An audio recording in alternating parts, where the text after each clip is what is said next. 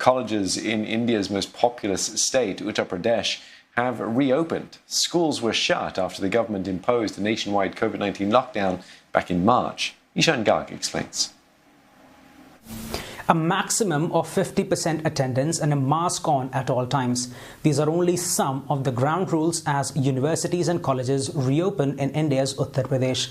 Everybody entering the campus will have to get their hands sanitized and their temperatures taken. Inside closed spaces, no more than 200 people are allowed at the same time, and everybody has to maintain social distancing. But despite all mandatory precautions, the fear of contracting COVID-19 still remains, especially since the state is seeing rising COVID-19 cases every day, which is why the government's decision to reopen the institutes was met with some resistance.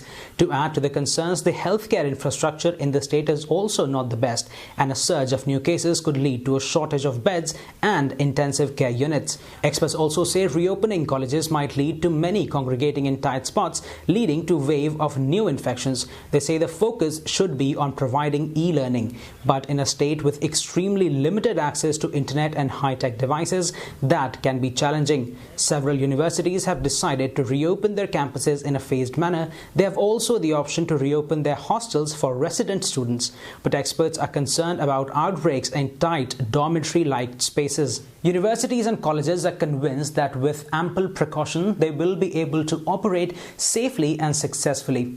But with the winter season arriving, experts are concerned that the risk of a second wave of infections remains high, and it could be, according to experts, worse than the first wave.